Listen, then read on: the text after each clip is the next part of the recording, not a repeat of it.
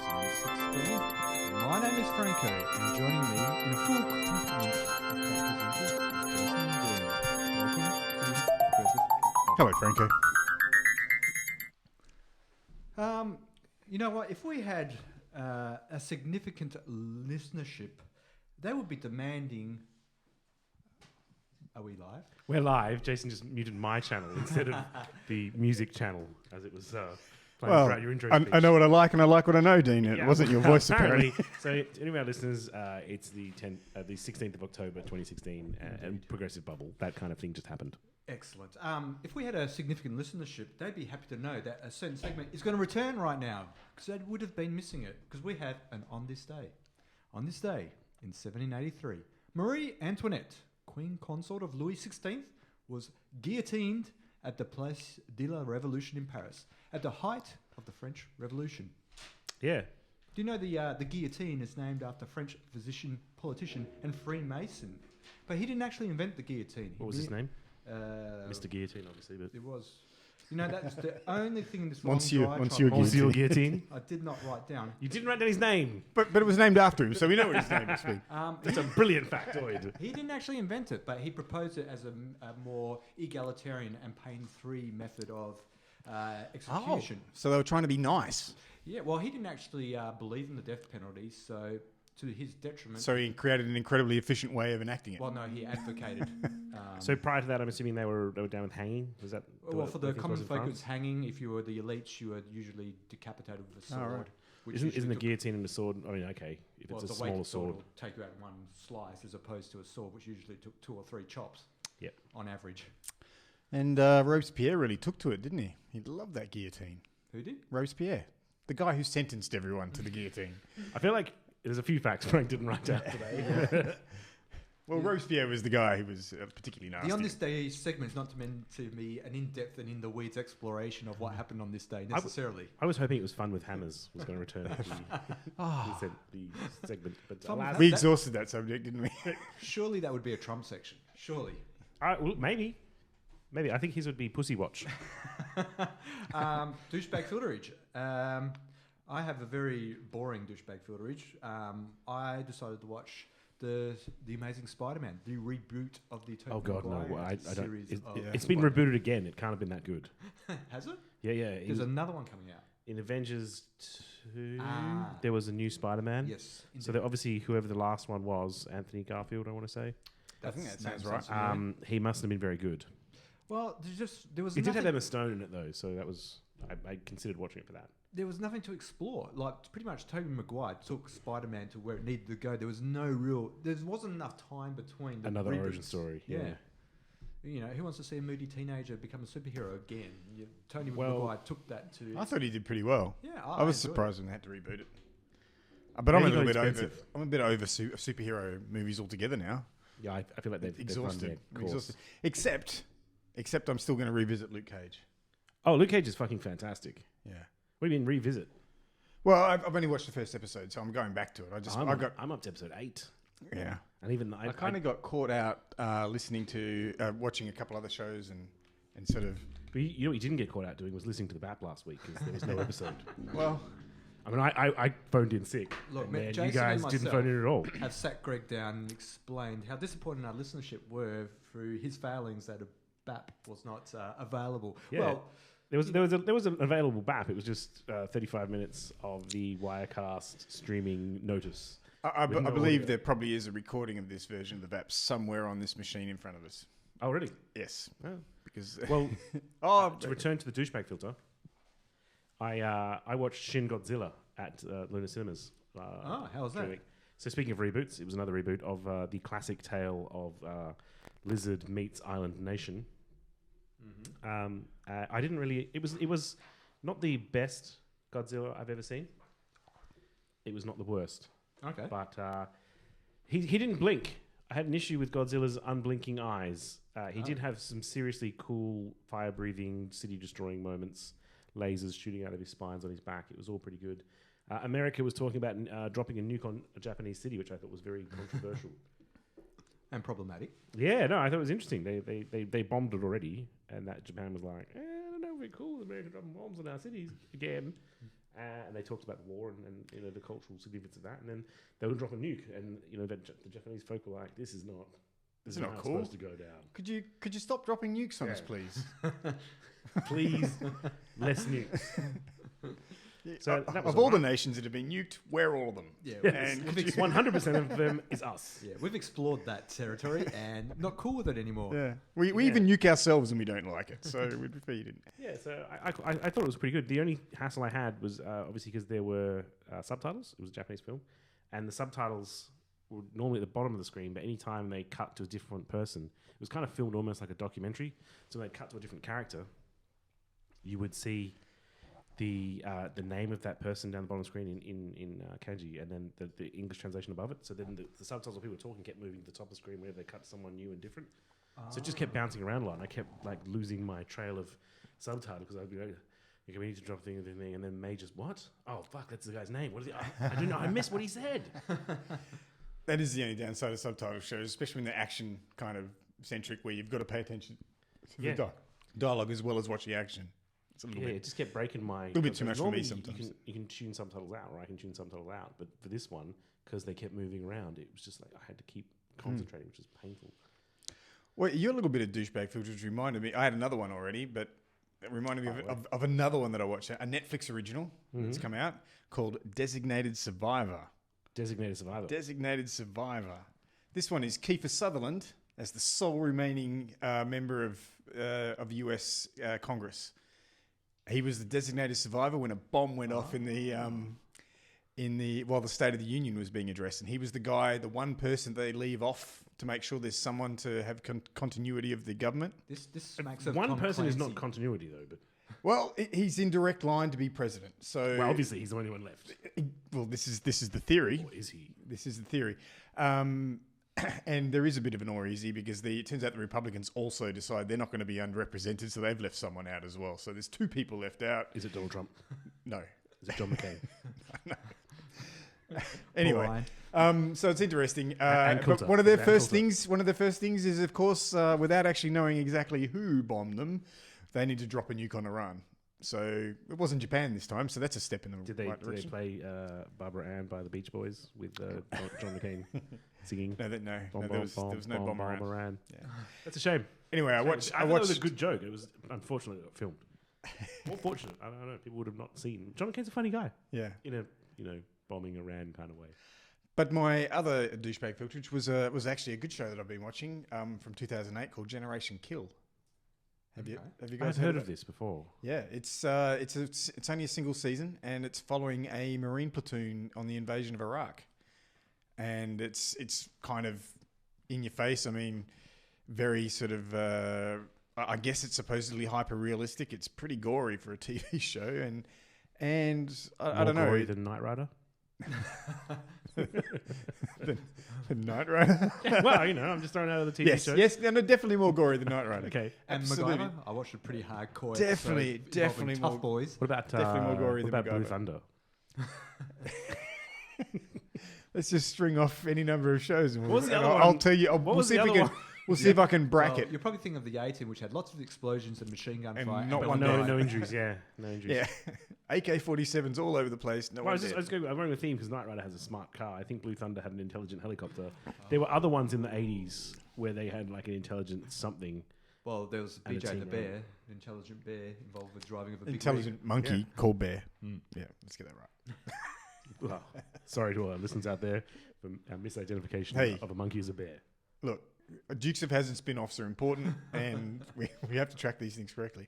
Anyway, it's a great show, and they discuss the morality behind the invasion, and the disturbing thing is if the way that it's well written, it feels like it's well written, but if all Marines talk like that, I'm really frightened of Marines because they're just. Well, in what regard?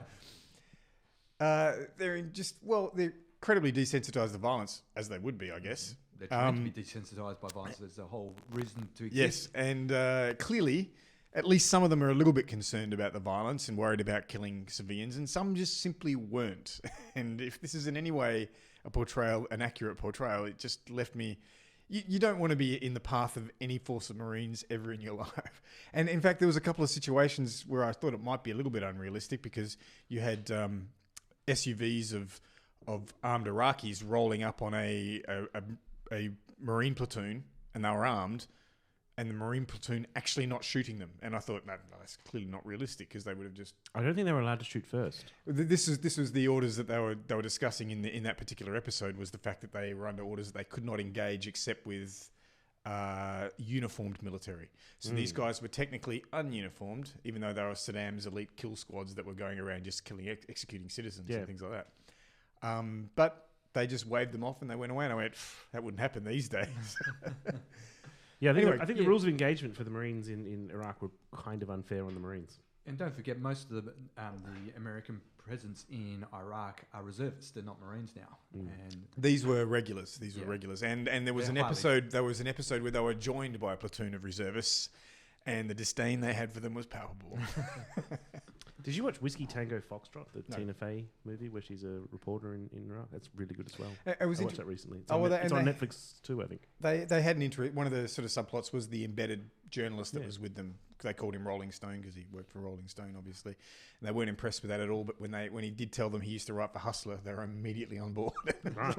Hoorah. Yeah, exactly. Anyway, it's a good show. Well worth a look. And why is it only one season? I don't know, got but the end it does have an ending at a certain point, which is kind of a logical ending, because it was the end of the initial invasion before the ongoing, probably about the point mission accomplished was stated, but then before the subsequent 9 years of war sort of thing. So they did their, because they were an awkward moment for George where he, wasn't. Do you reckon he painted the? He's an avid painter. Do you reckon he painted that banner himself?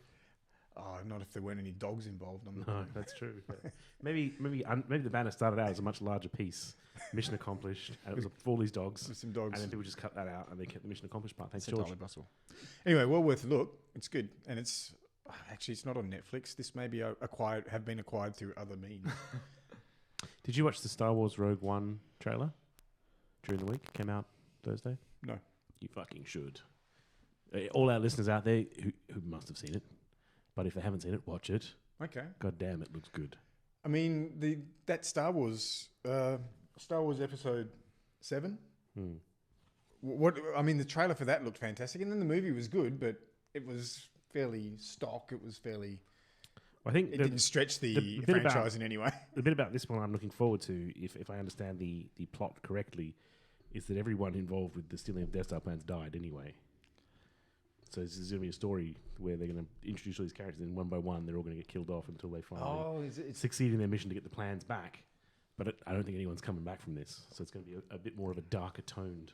Well, it seems like they also have a lot more freedom, whereas Episode 7 had to fulfill so many obligations to the fandom, whereas Rogue One seemed to have a bit more freedom to be a little bit different. Okay. It's true, and Forrest Whitaker's in it, so winning. It's awesome. Yeah. These are the movies that they're essentially interspersing. Yes. In between each of the main releases of the other ones. So Disney gets paid for the billions of dollars they gave to Lucas. So they don't have to roll out a specific... Disney's doing all right. Yeah, they're doing all right. They're fine. They don't have to roll out a specific ARC movie every year, but they get one every 2 years, plus these nice ones in between. I like the way they're actually buying themselves more time for the ARC movies. They sort of did it with Avengers as well. Like they did one Avengers film, and they do one of everyone else's stuff, and they do another Avengers. It gives them more time to build the universe. Feels a bit richer. Okay. Anyway, check it out. Oh, shall we move on to... That was quite a lengthy douchebag. Newsies. If there are any douchebags left, well done. You've persevered. So now you're going to have to listen to some news. That's assuming you're hearing anything at all on the other end. We might have douchebagged ourselves out of all listeners. I've got T-Bone news. I love T-Bone. Love it when he pops up.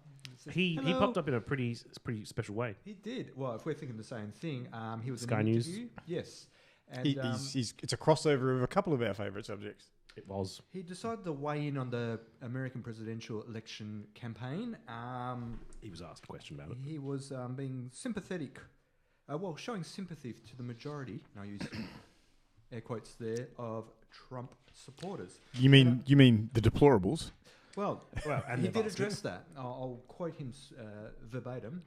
The point I want to make is that the vast majority of Trump supporters are not deplorables. They really aren't. They are decent people who want to see change inside their country, and that's fair enough. Many of Trump's positions are reasonable. Could he name any of those? He reasonable also positions? talked. There was a little bit more to that quote. He says that many tens, if not hundreds of millions of these people will still hold these same opinions after the elections as well, which I thought is a salient point to make. I don't like giving Tony credit for making salient points, but the fucker did. Well, he had to make this salient point because I suspect many of Trump's supporters would also be the kind of people that would support Tony in many ways. I don't know if I don't know. Tony's not exactly anti-globalization, or I know he's quite a conservative white man. I don't think Trump is specifically anti-globalization. He likes to use that popular, but the whole very nationalistic border protection. Yeah. There's very many crossovers between Tony and Trump. It was a bit disappointing. That buffoonish behaviour, perhaps a little bit less pussy grabbing. I mean, Tony has fantastic hair, like legitimately fantastic hair as well. Everyone knows. Not like Trump. Tony does look better in Budgie Smugglers. Have you seen Trump in Budgie Smugglers? I've seen statues of him without Budgie Smugglers. That's true. I mean, for the record, T-Bone wasn't supporting the Gropegate comments in any way, shape, or form. No, he called Well, them that gross. was really going Gross out and on a limb, indefensible, wasn't I believe. That was going out on a limb, not supporting that, wasn't it? But what I found cheeky, and it was a bit disappointing that I don't know who was interviewing, didn't do a follow-up question. Paul Ryan, I want to say. Didn't ask him which policies he felt were reasonable enough, because he's living out there. Basically, for the hard right, they can just assume, well, what I think is right is what Tony's talking about. Exactly. That's why he said it that way. Yeah. And that's also why they didn't challenge him on that, because they wanted. Which is why he can't afford to alienate many of his own base by saying any of Trump's basket is deplorables. Tony's doing a wonderful job at the moment of trying to restructure the New South Wales Labor Party, Liberal Party. / undermining Turnbull. / undermining Turnbull, yeah. He wants to, because he's doing a Kevin Rudd on this, and it's brilliant to watch. He's talking about wanting the party members to have a direct vote in who their candidates are. Now, in New South Wales, that would result in more Tony Abbott supporters coming up. But he's trying to point out that, having these faceless men pick and choose our candidates is unfair. So he's taking a It's leaf anti-democratic. out of the Labor book. He is. He's doing a Rudd. And it's really hard to But I argue mean, with someone. Labor's always selected. Oh, no, I wouldn't say No. always, but for That was a condition of Kevin Rudd coming back, to give the members a choice. Now it's 50-50 between the members and the in the caucus. caucus. Okay. Whereas the Libs are still all caucus. But it's really hard to argue that position when someone's like, members should have direct votes, we live in a democracy. And you're like, fuck, fine, Tony. Exactly, yeah. They can't go and say, no, members should not have, hang on. Yes, let So me rethink this. Tony's squeezing Malcolm on a couple of angles right now. It's really interesting to watch. Unless you're Malcolm. In which case, I'm sure it's painful to watch. Because then you're Malcolm in the middle. Yeah. He is, in many ways, Malcolm in the middle at the moment. And it's not just Tony Abbott. He's getting squeezed all over the place. And not by, luminaries of the party. He's getting squeezed by Duttons, Brandis. Yeah. Brandis is toxic at the moment. I'm just going to move on to the Brandis topic. So, obviously, you guys saw the Attorney General and the Solicitor General have been hauled before a Senate inquiry this week Can't get enough of it. to talk about the little spat they're having, the very public spat they're having over access to the Solicitor General by anyone. Brandis wants them to go through him, and he reckons it's perfectly reasonable. Malcolm has backed Brandis up on this to just say, Brandis is the first officer, it's his choice, which is terrifying. But Justin Gleeson was in front of the Senate committee. The footage was actually available to watch. It was being streamed on the internet. You could watch it on the parliamentary channel. He just ran circles around everyone that was there was 3 Liberal senators, a Labor senator controlling it, and I can't remember, it was a couple other people, the National senator, and they were all. Everyone had their own agendas. All the Liberal Party wanted to discredit Mr. Gleeson. The Labor Party wanted to weaponise him and use him against the government, and it was just painfully obvious. Like every time someone asked him a question, he's a really experienced argumenter, an orator. He's a Queen's Counsellor. Yeah, he's a Queen's Counsellor. He just destroyed them. It was hilarious to watch. He earned his position. Oh, Yes. But we generally want someone to be of reasonable intelligence in the law talking, speaking well to be the Solicitor General. You do. Anyone can be an Attorney General. That's why we've got Brandis, but Solicitor General. Maybe not for long. Though I was reading the paper this morning, and Alexander Downer has come out in defence of his position in London because he thinks it's absolute bullshit that the Liberal Party are considering putting George Brandis over in London as a diplomat and recalling Downer. Hang on. Whoa, back up. They're going to send Brandis They're out talking to pasture. about putting Brandis out to pasture potentially, And most of us are probably going, and possibly sacking Justin Gleeson as well. They're talking about sacking Gleeson, getting rid of Brandis, just doing a whole matter. It's a smart move because I think a lot of people would say getting Brandis out of Australia is is a fantastic idea. I know no one's going to reject that except Alexander Downer, Except Alexander Downer. who's like, come on, Hang on, that's my gig. it's my gig. I've got a 3-year posting. Yeah, here. and it must be You're it recalling must me? be a sweet gig, right? Well, Ambassador I mean, they with put the UK. Unky Joe out to pasture in Yeah, I know that's another. incompetent. But okay, incompetence was revealed to the world.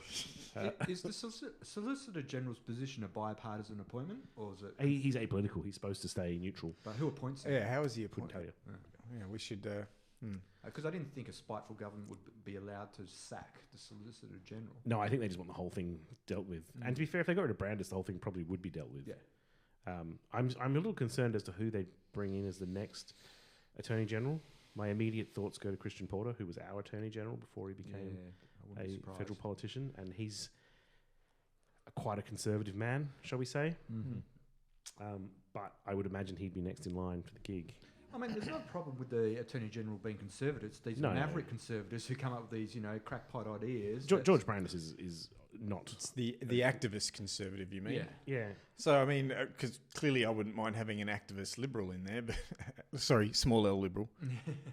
Activist progressive. There's nothing sort of thing. about Brandis that's small. But of course, You've seen his but of hands. course, yeah, it's really not meant to be an activist position, is it? It's meant to be No. interpreting the law as it is. The preference is usually to have someone who's generally conservative in action and generally, Yeah, and interpreting the law as it is, and not trying to create new law they out don't of it. play and stuff. politics. They don't respond knee-jerk to, let's start taking people's citizenships away as a good idea. Yeah. Without consulting the Solicitor General to make sure that's legal, Yeah. which is one of the things the whole spat's about. And then pretending you did. And of course, Yeah, yeah, lying about that. So Brandis wasn't liking the fact that people were consulting the. Well, Solicitor. apparently he's okay with it. The formal procedures are supposed to go through him, but there's a lazy policy where people just go straight to him and it's fine. People drop him an email. Yeah. I like the way in his own defence, he's still making other people look stupid. A lazy approach. I know. It's insulting. I think George Brandis is going to go, which I'm going to love to watch. I wonder. I mean, yeah. Hopefully, he hasn't. But got too Malcolm again is going to hate this because George Brandis is one of his backers, keeping him in power. So you lose him, Malcolm's fucked again. That's right. Where would the emperor be without Darth Brandis? It's quite funny to watch, just everything crumbling around Malcolm, and there's nothing he can do about it. And it's not even through his own direct action. The other funny thing that happened this week in federal politics is the Liberal Party voted to have itself explain why it hadn't done enough action against multinationals avoiding not paying their taxes. So the Labor Party attached an amendment to a bill about international tax legislation, and the amendment called on the government to explain themselves and why they haven't been effective in making multinationals pay their fair share of the tax. Kelly O'Dwyer, the Minister for Finance, was supposed to vote against it, but the government didn't, so it passed unanimously. And Did then she wonder why everyone was voting for this? Hang on, don't we normally have a bit more of a split down these everyone was things? totally cool with it. And then it became a bit of a laughing show. Peter Dutton got called out of an interview to come back Yeah, that was to the House, That was which was amusing to watch. very, very funny to watch because he's been called out of interviews before. The last time something blew up, Pete didn't quite come back when he should have. This time he was very quick when something's going. I gotta go. I don't need to be hauled over the coals again. Someone's pulled a pin on the hand grenade again. I have to leave immediately. Yeah. The good news is obviously that A, it's funny, but B, the legislation would never have gone before the Senate with that attached to it. So the Speaker of the House talked to the Labour Party and asked if they would mind if the amendment was removed. And everyone agreed that it would be okay. And then Which I guess, I mean, so what was the purpose of putting it in there in the first place? to make it look stupid. No, but I mean, assuming they would have assumed, assuming we had a competent government, then it wouldn't get put through. Would it simply be a chance to read it out in Parliament and get it denied? Is that what it is? Is that what they were looking for? This is the first time since Federation that a government's voted against itself, basically. Yeah, but so Labor Party put this rider in with this bill. And assuming there was a competent government on the other side, which apparently there isn't, but assuming there was, then normally it would get denied anyway. So, Yes. so what was their purpose to putting it in there in the first place? Was it simply to get it read? Well, the last time we had a blow up in Parliament where they voted not to suspend the session early and they tried to get the government on some other issues, they said they'd be doing this throughout the government's term to prove they're incompetent. I'm pretty sure the only motivation here is to just remind them that. It is. You take a we're step going to back make now. you look incompetent. The government has a very thin majority, tiny majority. Labor have got a whole playbook of tricks they can do to expose the Mostly government. Liberal Party tricks. They're just Well, reusing, it's aren't just they? everyone knows the tricks. Yeah. So they can just roll them out to make Turnbull and make his government unstable. So obviously, a government in contention with itself makes it easier for you to push your agenda. So every time you're making Malcolm look even weaker, the less ability he has to control the Senate and the Legislative Council. It's working. And then, 2 years' time when it's the next election run, you're in a very strong position to say, well, what's Malcolm done? Yeah. So the object was never to get that bill through. It was just to expose. No, Just to further I wipe understand out that, Turnbull's and in fact, if Like normally you wouldn't do this because basically, so, this is exactly the scenario they were hoping for. Yeah. Yeah. well, they were hoping that someone would make a mistake, vote incorrectly, and because they've got no margin of error, Yeah. it just takes one mistake. If anyone would take it, gets up. Probably this. If you tried this sort of thing in the past, it would never get up because you have enough fail-safe of votes on your side. Well, this time it didn't matter because the opposition voted for it.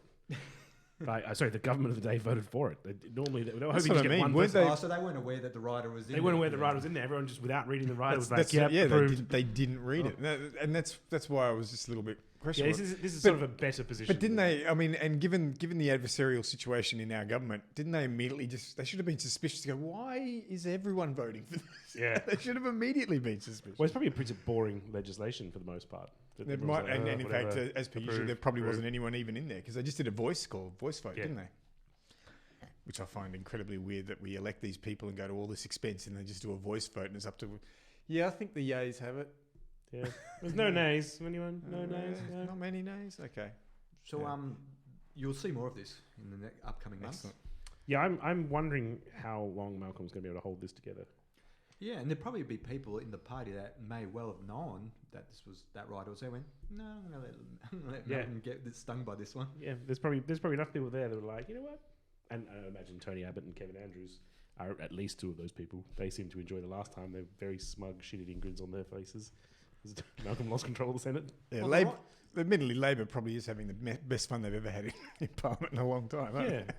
From the outside, people would think it's horrible that the coalition's imploding on themselves. They look like fools. But the right are thinking it'll implode into the right and it'll become stronger. Well, I mean, you would imagine they will retract to the base Yeah. of the party. So the right is a fairly strong, at least half of the base. But The Conservative base, yeah. Conservative base. So they're probably going to do all right out of this.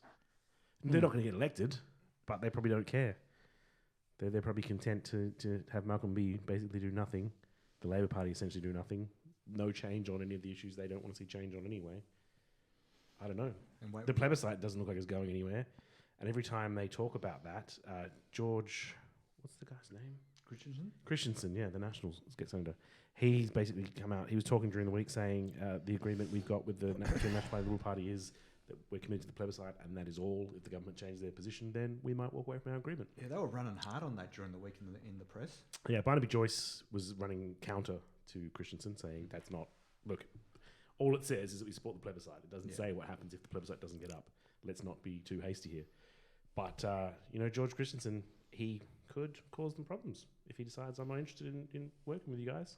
There goes your majority. Wow. It's quite funny to watch. Not quite as funny as Pussygate. Well, actually, speaking of Pussygate, it's not quite that bit, but we'll step over to our favourite Donald Trump again. Mm-hmm. Did you know that the US election is going to be decided by performance-enhancing drugs? Apparently. Yeah. Did you know this? Well, because I don't Crooked know what Hillary, you're talking Crooked Hillary may be on drugs. Yeah. Apparently, that's why she's winning the debates. Okay. Donald Trump suggested on Saturday that Hillary Clinton might have taken performance-enhancing drugs to prepare for their presidential debates, and that both candidates for president should be tested before Wednesday's final debate. Look, Jason, I don't think you. I find this weird. The interview. The guy Started the debate. the guy that has all the hallmarks of a cocaine addict in behavior and everything is asking for performance-enhancing drug tests. Well, cocaine is not a performance-enhancing drug, Jason. He's not talking about cocaine. Oh, okay. I hazard to guess what he is talking about. Anyway, he went on to say, "We're like athletes," the Republican nominee told a rally in Portsmouth, New Hampshire. They make them take drug tests. I think we should take drug tests prior to the debate. I think we should. Why don't we do that? Wasn't this a late-night Twitter round again? No, this is actually in front of his constituents. And then Trump continued, "We should take a drug test prior because I don't know what's going on with her. But at the beginning of her last debate, she was all pumped up at the beginning, and at the end it was like, take me down. She could barely reach her car. I think we should take a drug test. Anyway, I'm willing to do it. Well, Of course he is. Of course he's willing to do it because he's Trump. I think he's trying anything at this point. He's got a 7 percentage point gap, and he's on track to lose. Yeah, well, yeah. quoting Trump, the shackles are off, Dean. Well, he also Everything's fair game. he also desperately needs to change the narrative that's going on in the press right now, and he's not helping himself. You mean, are you talking about the sexual assault narrative that seems to be... Sexual assault? Yeah. I mean, he did start that himself by bringing up Bill's past. Bill and Clinton's past, and talking they about went... things that happened 30 They years must ago. have. They must have these been women have a waiting for right- him to they- bring they that were. up. They very clearly were. And then they go, right, we're going to go down that route? Okay. And then just start rolling one after another. Yeah, they'd done their prep. And I don't know if they knew at the time, but Donald's campaign team were not allowed to run background checks on the candidate. He would not let them try and prepare for the kind of negative campaigns he run against him. Each of his campaign managers, some of them resigned over this. They were like, look, we can't run a campaign if we don't know what they're going to throw I at think us. he's been through 2 already, hasn't he? Yeah, this is his third one. And the first and second one both had issues. The third one still had issues with this. Donald, I'm imagining, still probably is sticking to his guns. You can't invest in the past. Yeah. Yeah. But then, of course, the the Republican Party is also trapped somewhat because they've got this nominee that they've at various times trying to disavow and then reavow and then disavow again. And now they're just stuck. They don't know where to turn. And they're kind of locked in and these women keep coming forward. I don't know what the count was up to. I think 6 was the last one I saw, but who knows how many more have come out. They said it's nearly 6 o'clock on a Sunday afternoon. There may be a couple more by now. What has been interesting listening to the media now, as these new allegations come out, is the surrogates trying to defend the position of Donald Trump. There's some verbal and gymnastics. just the crazy talk these surrogates come up with to try and justify or explain away. The most hilarious one, which you probably also heard, was the woman, because there was a woman who came out who said she'd been sexually assaulted by him on a first class seat on a flight, airplane, on an airplane, and one of the surrogates said, "Look, on the A320s, there is no way you could get the armrest up on those seats. There's no way. She's clearly lying." And they were, and on the Airbus, blah blah blah, and was trying to rattle off all these specifics about the plane they might have been traveling on back 30 years ago. 30 years ago. Yeah, but that's the defense. I'm surprised that Donald hasn't done the traditional politician thing where you just own up to some of the things, apologize, and try and move the narrative forwards. Said he's a reformed boy and he's moved on. Well, to be fair, it was 30 years ago, right? This is your first line of defense. It was 30 years ago. I was a different person then. I've made some mistakes. And obviously, I'm as sorry about this as anyone. But that's not in his play. His playbook has always been, I'll sue you. He could have done an apology like Alec Baldwin did in his mimicking of Trump. Yeah. An apology. I'm surprised he hasn't done that. Like, I mean, I know he's a prideful man, but... Yeah. This is doing damage to his campaign. No, it's just much easier to deny, and threaten to sue, which is what he's done forever, basically. I mean, the other thing that's coming out, those WikiLeaks, the leaks that are coming out from WikiLeaks, they're all kind of not great news for Hillary. No, the media's not picking up on them as much as they are picking up on the Trump stuff. But if some of that begins to take traction, this Trump story might not matter. Yeah, actually, there's some interesting stuff in the WikiLeaks, but I don't think it's as groundbreaking as I'm no fan of Hillary. Is it groundbreaking that Trump's a misogynist? Is anyone surprised? I'm not surprised. Certainly, his base is he ran Miss Universe for a long time. That's not the kind of... It's not like, oh, Miss Universe is not about gawking at beautiful women, because it is, and you know why Donald Trump's running it. Yeah. Because he wants to... No, but I mean, the WikiLeaks... and his selection of wives, which he keeps around for like 10 years and then fucks them off when they get slightly old. That's kind of the behavior of misogynists as well. None of this should actually be that surprising to people that Donald Trump is a misogynist. True. The WikiLeaks scandal, I don't think is really going to amount to terribly much either, because it reveals the internal machinations of a campaign that was actually trying to negotiate a way around the Bernie supporters and to bring them on board in a rather ham-fisted way and perhaps disdainfully, dismissive way sometimes. But well, I don't think it's particularly... I don't think anyone's surprised by a politician having a private position that differs from their public position. And I don't think it's going to go too No, but it does play into that crooked Hillary narrative a bit. To some extent. You can't trust her because she clearly Her unfavourables are already massively high from that, and I don't think they go up any further because of this. I think she's already It muddies what people already think about her. Unless someone comes out with something, she definitely took a bribe from someone. It's really not going to escalate any further than the muddied water of her dubious practices. And there were even some those speech transcripts that she gave the banking corporations and things like that. There was even some elements of those in these emails, and they were terrible. But once again, nothing that anyone didn't already really assume.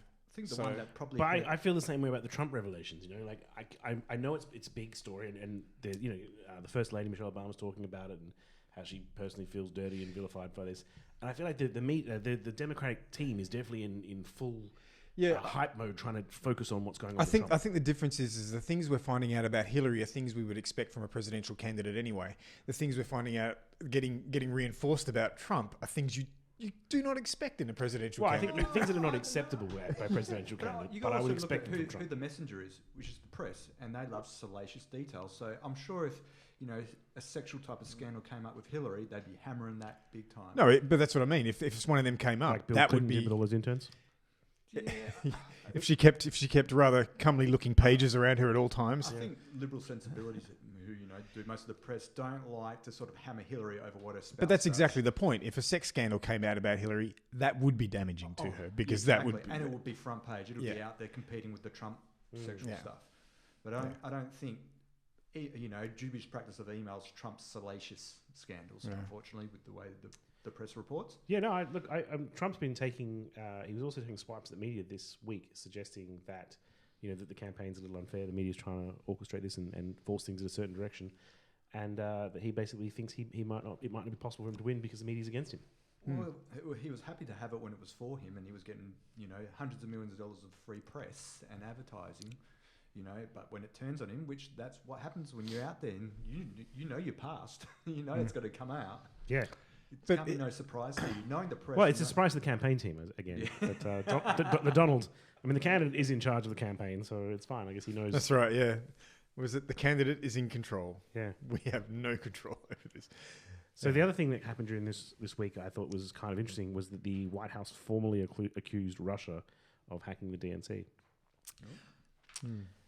Which happened, I think, on Friday. And Vladimir Putin was in the press the next day talking about how that's ridiculous.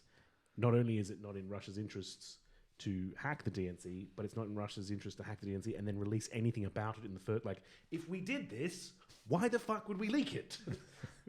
Which I thought was quite interesting. And Putin's a professional operator, right? Yeah, he made another really interesting point. He's like, but at the same time, it's kind of a compliment because for a long time the West viewed Russia as a third-rate power, and now clearly we're the big bad guy again. Now they're paying attention again. Yeah. Oh dear. Oh dear, they're paying attention. Which I thought, that's a pretty nice way of But handling it. he also had a nice sort of salient point was that let's not forget about the content of these emails and lose it in discussing where they may have come from. Yeah, I thought it was great. He's like, look, it wasn't Russia, and if it was Russia, we wouldn't have released it. And they're not denying it either, so no, but pay attention. Regardless of who it is, the content is important. They're trying to distract you from the content. I don't know how many Americans actually listen to the points Putin makes, but I thought it was a great set of points. It's a bit rich for America to take a high moral ground about hacking, spying and hacking, and when most modern nations are spending billions of dollars doing exactly that. Yeah. Well, and also, they've had some fairly public CIA-based regime changes over the years as well. Like their spies are well known to be operating in other countries. Don't you think spying in Angela Merkel's office? They got caught with that. Yeah. Don't you think the other major operators in this would be China and Russia, obviously, and their professional intelligence services are looking on, just laughing at the ham-fisted CIA that are just getting caught left and right. Everyone all of a sudden crying foul over quite a minor revelation. Right. Like pot kettle black stuff, and they're just going, well, no one's accusing us of anything. Yeah. So I thought that was pretty good. That made my little week. I'm not used to Putin being funny. Normally he's a pretty serious guy. I don't know. He's always been a little bit dry and pretty. Yeah, he's definitely got, like this dry Russian. I think there's always been a bit of a dry humor in there. It's like, well, who can say? His I was pretty amused when Putin called out Obama on his red line in Syria over chemical weapons. That was pretty hilarious. Yeah. He's a funny guy. Not many people can make a joke about chemical weapons, but Vladimir can. Yeah. Oh, you want Syria to put forward all their chemical weapons? Here you go, all done. Don't need to come in anymore. Yeah. He's obviously roadwork that comedic material about chemical weapons, and he goes, it goes over okay. Whilst we're sort of still in the international waters, the one thing I heard this week, and this was on the Majority Report, which, my jaw dropped almost. You hear a lot of stupid things from the right-wing commentators in the American press, but you'd think as this is coming out of your lips, you'd sort of check yourself and go, oh, this is dark. But anyway, I'll read out what it was. Rush Limbaugh, American conservative talk show host, went on a bizarre rant this week on his show. He was talking about the hypocrisy in regards to all these sex scandal stuff that's coming out with Trump. I'll quote him verbatim and see if you can pick up where this goes right off the tracks. So quoting Rush, you know what the magic word. The only thing that matters in America, in American sexual mores today is one thing. You can do anything. The left will promote and understand and tolerate anything as long as there is one element. Do you know what it is? Consent. Exactly. Seems sort of reasonable. Well guessed, Dean. Well, you obviously got a bit of experience in this area. I couldn't think anyone. You're on Rush Limbaugh's wavelength. That's pretty close. Can't believe anyone's going to try to make a point about consent being a problem. But anyway, here we go. So it's funny. He's being. Is this the point? Is this the point where it deviates from reality? We're getting there. So continuing, if there is consent on both or all, 3 or 4, however many are involved in the sex act, it's perfectly fine. Whatever it is, but if the left ever senses and smells there is no consent in part of the equation, then here come the rape police. But consent is the magic key to the left. Yeah, it fucking is. Yes. Yes. He said this. This came out of his lips, and he didn't check himself. He didn't go, oh, sorry, listeners, I really need to, that didn't sound right. It sounded perfectly fine. Yes, dude. I think he's trying to point out that, from in his mind, sex acts involving 3, 4, whatever many partners and a donkey is a problem. Whereas he it doesn't matter about consent from him. It's like, that's just not right. That's just, I understand that. But I understand the point he's trying to make. It's very badly done. Very, very badly done. Well, and it's also a symbol of white male privilege trying to control women. That sort of mentality of, if a woman does this, that, or the other, and donkeys, it's wrong no matter what female consent donkeys. Well, how do you know the donkey consents? Well, if it's a male donkey, you can tell because he gets an erection. That's donkey for yes. Ooh. I'm checking that. You're out on your own there, Dave. Yeah. You missed out on the actual arm gestures on that one. So yeah, I mean, I didn't get a chance to actually do any research on the fallout on that. I presume there's none. I probably guessed that he's listening. It's Rush Limbaugh. No one cares. And everyone's heard much worse from him at various times as well. Well, as Sam Cedar sort of pointed out, you think that some of his right-wing leaning listeners were, huh? Yeah. What? Rape's okay? What? I think they're all trying to work out how to defend Donald Trump without actually saying we're okay with Pussygate. Yeah. Which is really hard. Even Tony Abbott didn't do that. No. Well, he flat out said it was gross and unacceptable. He didn't even bite an onion and try and distract anyone. No. He was just like, no. And the general consensus in the mainstream press over America is that what's going on with Trump is borderline or, if not, sexual assault. So how do you defend that to try and say it? Well, the thing is, aside from the fact that when the women came forward now and basically accusing him of sexual assault, just showing a tape of him saying that he does that doesn't mean he did that. And 30 years on, it's going to be really fucking hard to prove that he did anything. Well, he has admitted to a certain amount of it, though. I mean, on the Howard Stern show, Trump specifically admitted to, hey, guess what I get to do as running Miss Universe? I get to walk in on Miss Teen USA changing rooms and just go, hey, is everything all right in here? And I get to see some fantastic... He was just flat out admitting some of this salacious behaviour. I'm with you. It's not Hillary's campaign to convict him of any given charge. So, it's to put him forward as a misogynist and has a bad attitude towards women. Yeah. Did Bill Cosby end up going to jail for raping anyone yet? I think that's still working its way through. Yeah, see, this is the problem I have. There were 50-something women that he actually raped, and he still hasn't necessarily gone anywhere over this. It's going to be really hard to... I mean, they might defeat Donald's presidential aspirations, but I'm sure he's going to be okay, unfortunately. Yeah, I don't know. I mean, maybe he's trod that fine line, which is where it becomes very difficult. Whereas I think with the drugs involved and stuff like that with Bill Cosby, it might be easy to get a conviction there or something. So I don't know. It's really hard when it's just Donald's word against Donald's word. Well, the other thing is it's counter to his claim about making America great again. How are you going to do that? By groping all the women? Well, you got to remember, Frank, back try. before women had the right to vote, America was great. have you tried to make a country great by groping all the women yet? Well, how can you say it? How can you just rule that out? Like, I'm not going to try. I'm going to make the country great again, but only if I don't have to grope all the women. It's probably. If there's an assertion that you have to go back in time to make America great again, has Donald been asked, do we need to enslave a certain segment of the population? That would probably help. He wants to get rid of all the Mexicans. Roll that back to after they lost the war and the territory was annexed. Actually, I heard Mike Pence in an interview, and he phrased it, how they're big on the immigration issues. They call it the scourge of illegal immigration. I thought that was quite an offensive. We do it here, man. We do it, but it was. Like we talk the same way about We've been refugees. I mean, it's not that surprising. We've been doing it for a long time here. Maybe I haven't heard anyone use the word scourge, but I'd be surprised if someone hadn't. I would be surprised if they hadn't as well. And people seem to be okay with saying horrible things. It's about bad this. enough that they get to use the word illegal when it's Yeah. not actually a correct word for using this anyway. It implies criminality. Yeah, and it's you not. Use the word scourge once again. I mean, it's the implication that people who try and, for whatever reasons, leave their country to come to another country to make a better life for themselves, that they're criminal.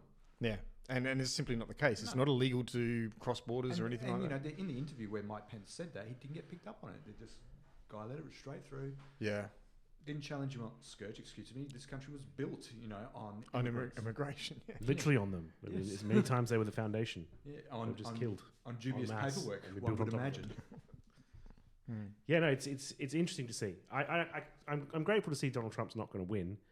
I am disappointed to see that Hillary Clinton's going to win. It's a good thing that Trump's. I still want Justin Trudeau to somehow be elected. Yeah. As It's fantastic as that an Trump's not unexpected third candidate, landslide victory. But yeah, it's not exactly nothing. It's nothing you can get excited about having business as usual Clinton getting in. The other thing to be interesting is 4 years from now, when they have another campaign, all the Republicans need to do is put up any candidate who's not Donald Trump, and Hillary will be displaced potentially, unless she does really good as president. It's possible, but incumbent presidents sometimes have a bit of an advantage, and certainly I think the big disappointing thing is that there's this reticence to primary a sitting president. So no matter how badly the president's doing, it's really hard to get a primary up against an incumbent president. So that when you vote, that's the problem. You don't like Hillary, and she's getting voted in. Then you probably got her for 8 years, or at even worse, only 4, and then a Republican gets in. Yeah.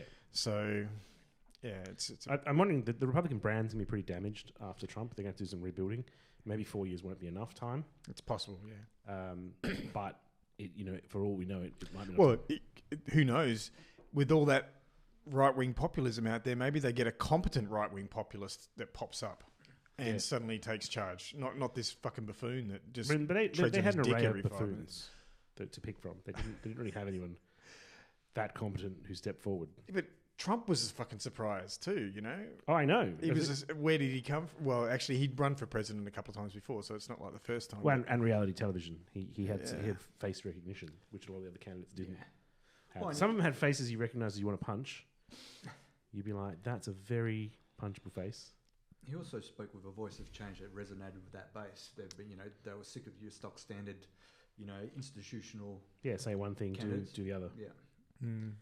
No, it'd be interesting to see anyway. I'm hoping that there's no escalation of wars in Syria. That, Did you see Trump rap fucked himself? He was at a Rap-fucked? rally. Sorry?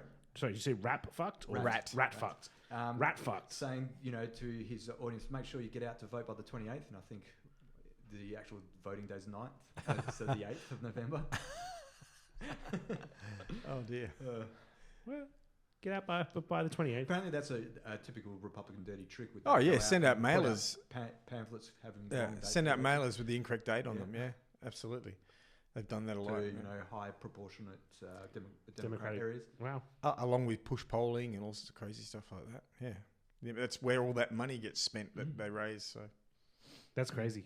It is. I I don't know why I find that crazy because it's not like politicians that are renowned for telling the truth ever, but that is kind of That's something that, like, surely if you found out, because that's just outright lying. it's outright lying, and it's like this deliberately trying to disenfranchise. It should just in some way be disqualifying, but clearly isn't. And how would you make it disqualifying anyway? Because a super PAC could be the one sponsoring it all, and you can't tie it back to the candidate. And what do you know? We accidentally. Oh my God, people did that? Yeah. I am so appalled. This is unacceptable behaviour. These super PACs are a real problem. Exactly. Yeah. Quietly behind closed doors, like, you guys are the best. I was just... Oh, there was one very brief point I want to make. We talked about it a little while ago. The New South Wales government was enacting a greyhound racing ban. Not anymore.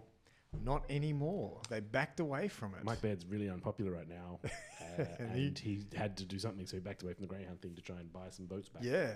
And I was thinking, well, there must be clearly a lot of money in greyhound racing, or the horse racing went, well, that's the thin edge of the wedge, and they're also spending money against it, as well as his own unpopularity. Yeah. Wouldn't you, though, if you were in the horse racing No, industry? clearly. That's what I mean. It's one slippery slope argument that's quite valid, because there's very little. All the problems that you have with greyhound racing exist in horse racing. I would be, even if I was in the casino business, I would view that as like maybe something we should get involved with defending.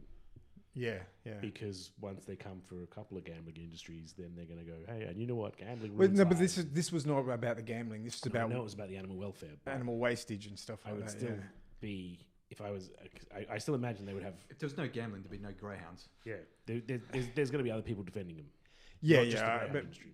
I mean like standard gambling, like casino gambling, theoretically would not have the same. The people that are chasing to get rid of greyhound and horse racing would not have the same problem with casino gambling, because it really was more about animal welfare and the wastage. You know, there are probably people who are against gambling. Definitely, supporting the greyhound. Definitely, there's anti-gambling altogether. And there'd also be poker machines at the racetracks and stuff as well. There's all kinds of gambling going on that site. So it's interesting. It's interesting. He's a very unpopular man still, though, which is good to see. And I don't think it's good for the Liberal Party in general. They're looking at this and they're like, fuck, this is not going well. We're unpopular in the States. We're unpopular federally. Yeah. What are we going to do? Well, Colin's doing all right. Well, no one's mounted a challenge him on this week. He's skippering a state that's in a massive economic downturn, and he's got his own. He had his own, threatened leadership spill not long ago as well. So he was 60% of his party at least were in favour of keeping around 65%. Something that's pretty good. Well, for the Liberal Party, that's excellent. He's actually doing pretty good at fighting off, because the National Party were talking about bringing in a mining super profits tax, and Colin's been talking to the mining companies about giving them discounts on their rental fees to reduce the impact of that to the point where it's essentially on parity. Like, he's actually doing a pretty good job of shoring up his weaknesses. I have never understood how they make the argument against a super profit tax. So, because it's a tax on the if you don't make a profit, you're not going to get taxed. You'll notice that they don't make an argument against it. They just start spending advertising for the candidates to remove them. Yeah. And they don't have to spend a lot to protect that. Because when you have a casual argument with someone who might be against it, they say, well, it makes it more expensive for them. No, it doesn't make them more expensive for them at all. How much do they pay you money to tell Jason he's an idiot? It won't cost you a lot. In fact, that's how they do it. They don't even fight you. They're just like, yeah, we're just going to fund this guy to get rid of him. And I mean, the super profits tax was something that was proposed by an independent body. And the mining industry as a whole, you see Australia as the bulwark that they have to stop this sort of thing so it doesn't spiral out to other countries. So they hammer down pretty hard on this sort of thing. Yeah, yeah. Oh, well. It is interesting to see and also terrifying at the same time. But obviously Colin's worried that they're going to rebel against him, so he's trying to cut it off.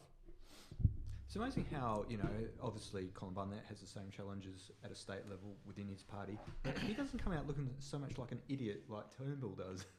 I actually have a modicum of respect for Colin Barnett. Like, aside from keeping Troy Buswell... You ought to. You voted for him. No, but I mean...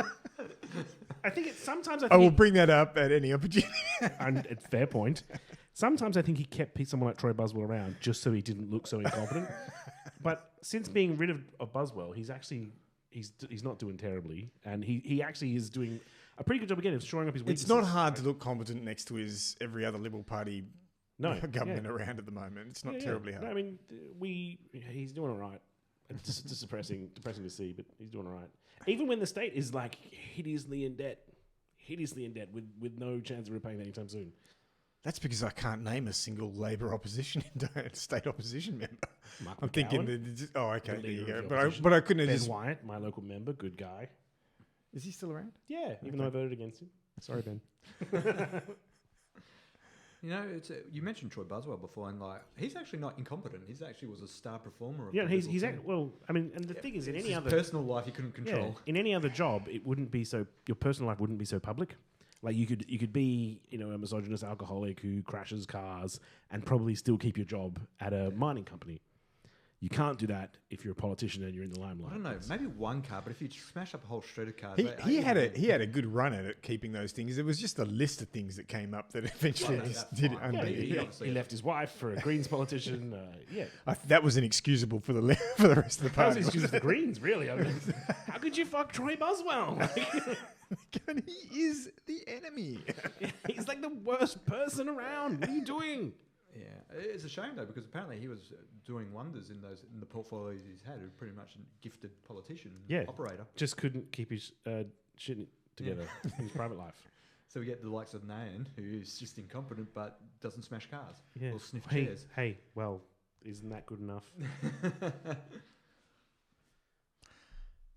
That's all I've got. That's all I've got too. I'm done. All right, Well- thank you for listening. I've been Franco. I've been Jason. I'm Dean.